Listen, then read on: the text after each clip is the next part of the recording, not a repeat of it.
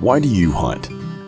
Discover captivating personal stories that are inspiring Mississippi's next generation of hunters. I was 11 when I killed my first deer. But when I first started hunting, I grew up in the hills where they turned dogs loose in the mornings. My dad was the dog guy. He was not a big hunter. My dad probably hadn't killed 5 deer in his life. He was the one that turned the dogs loose. So from the age of probably 4, I think, he said I was 4 or 5, I would go with him. So I kind of started on that end of it. Like, I would see the result of us walking through the woods and the deer, dogs running the deer and somebody else shooting a deer. So I wasn't actually hunting then. Well, but it's a team effort. But I was a part of it, and so I did that, and it got to be where it wouldn't even be just my dad. I wanted to go with whoever was going to be doing that until I was old enough to go, on my own. I learned our entire property by my dad going, okay, you see that oak tree? Past that oak tree is that bottom that goes into the creek, and he would stop and say, which way's east? And I'd be like, I don't know, I'm 8. And he would be like, okay, well, look at the sun, and kind of teach me ways to look at shadows, and I would get pretty close, and just ways to learn your direction or time and things like that, which as a kid I was like, here we go already. I'm hungry. Tell me about your first deer. You said you were 11.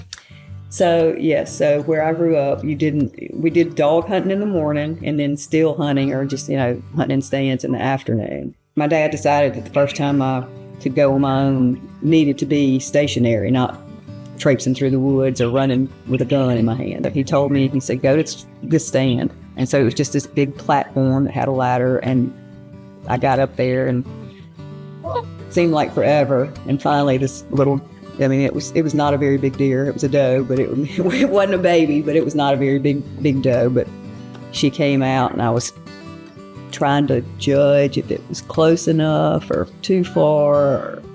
And it seemed like an eternity went by, and I shot. Probably 10 minutes after I shot, it's just like 5 people appeared, like, did you get it? Did you get it? Where is it? I'm like, I think I did. And so we went and, of course, found it. And you're so proud. I was so proud. From then on, it's just like that. I just want to go deer hunting. I just want to go deer hunting.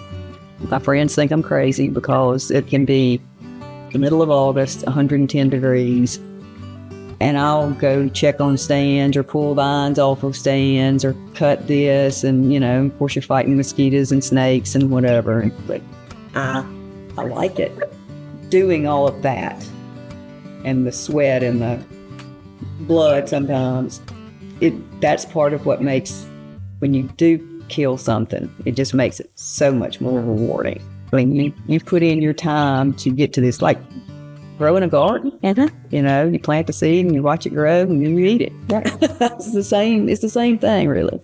Some of these deer you get to watch for a few years, so you get to watch these deer and feed these deer and also protect these deer. Try to have people on the levee to keep people from poaching, so it's not like we're just killing everything. We're also trying to protect what we can, and, I do my part.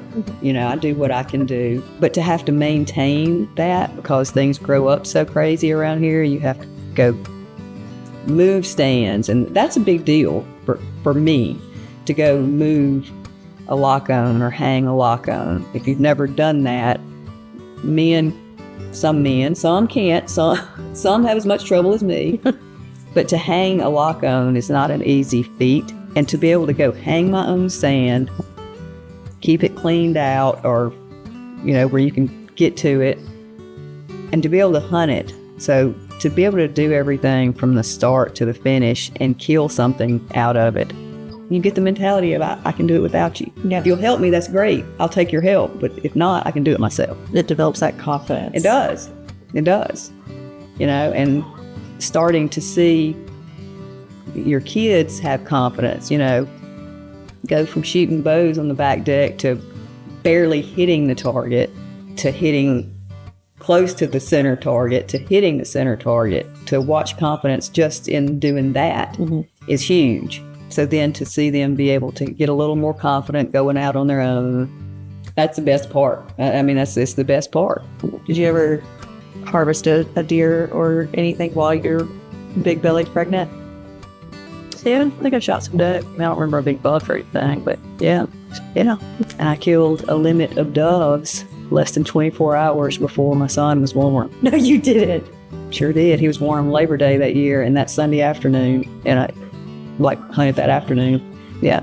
So That's awesome. I didn't let all that stop me. When I go sit out in a stand, that is the only time that I can sit there for hours and not feel guilty of I should be doing this or cleaning that, or it's peaceful for me. It's peaceful, and I can sit there for hours. I just like being in the woods. Yeah, I do. I just like being in the woods. Hunting probably makes me the most optimistic of anything, because every time you go, it's like, I might get one today, as opposed to I'm not going to see anything. Every time I go to the woods, today might be the day.